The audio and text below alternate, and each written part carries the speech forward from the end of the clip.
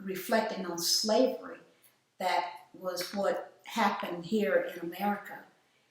The dream of that is that they made it through.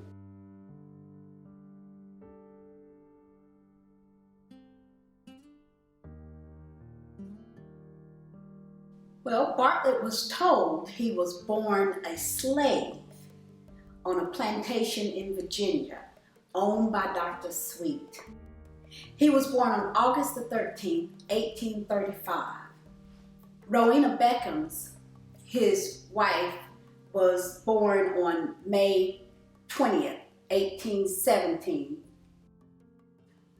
Dr. Sweet was known as a wealthy plantation owner. He was the slave owner of Bartlett and Rowena. He felt on some hard times financially and decided he needed to make a business decision to sell off some of his slaves, which included Bartlett and Rowena, their biological children and those adopted children. Bartlett and 8 of their children were sold apart from Rowena and the other children, or Rowena and Charlie. But Bartlett was sold to the Flemister plantation near Rome, Georgia.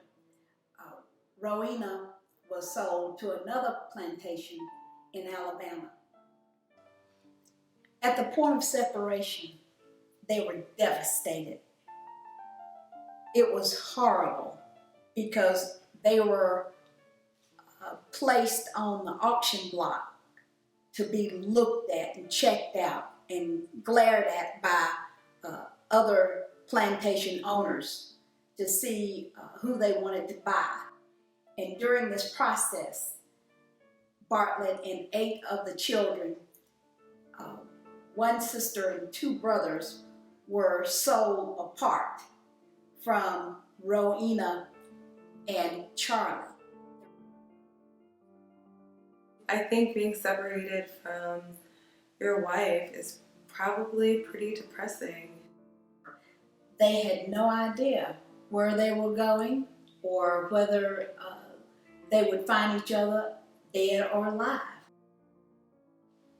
President Lincoln signed the Proclamation for Freedom to free the slaves.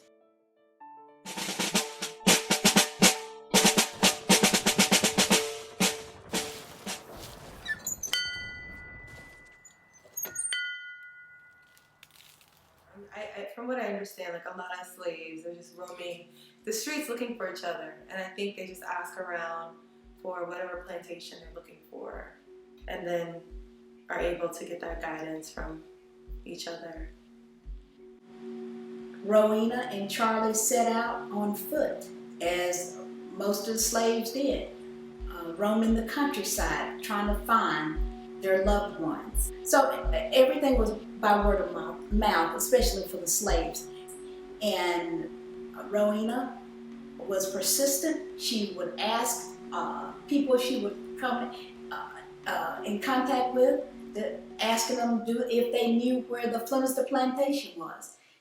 My favorite story about Bartlett and Rowena is when they found each other, when they came together after President Lincoln signed the proclamation, like they says we's free. And when the slaves found out that they were free, they did not hesitate to try to find their loved ones that they were separated from. So that's my favorite part, when it was like Jubilee when they got together.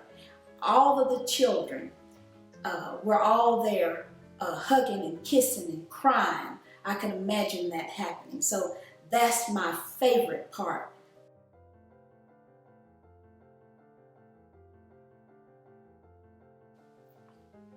They bought their land, fair and square. Being able to survive, in a time where a lot of people didn't survive, slavery, being able to see the time, being able to be free and, from having each other, your husband and wife, sold separately to different families, and to be able to reach that point of freedom and to like find each other without knowing like where to go. Yeah, definitely.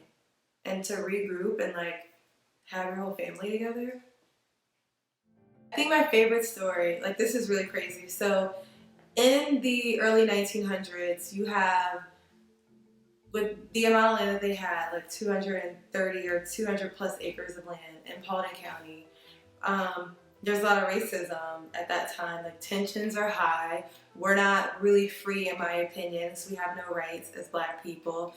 But I find it very like admirable that we actually had like white people on staff like working the land, which is like unheard of at that time. Also probably like associated with the Ku Klux Klan, and they would come back on the property at night fully robed, like we're taking this over. And she, you know, was pretty fearless in that she would stand on the porch and just like, get the fuck off my land. Am I allowed to use that kind of language? They had 20 children in all. 12 were their biological children, and the other 8 became their adopted children. And in Rowena experienced death, the death of 5 children of typhoid fever. 5 of their children died in one night of typhoid fever.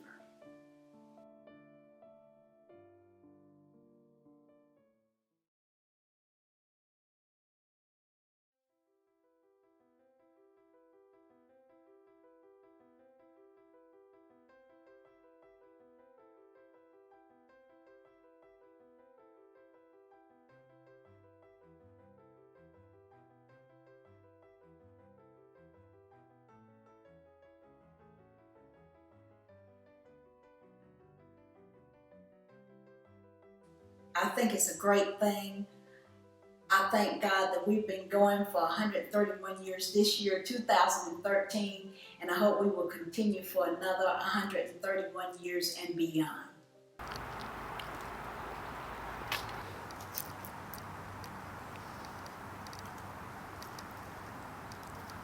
It's pretty amazing that we have a family reunion that's been going on for that long. I think it's pretty impressive. A lot of people don't have that. I mean, I do think family reunions annual anyway are pretty common in the South, but I think it's pretty cool that we have that.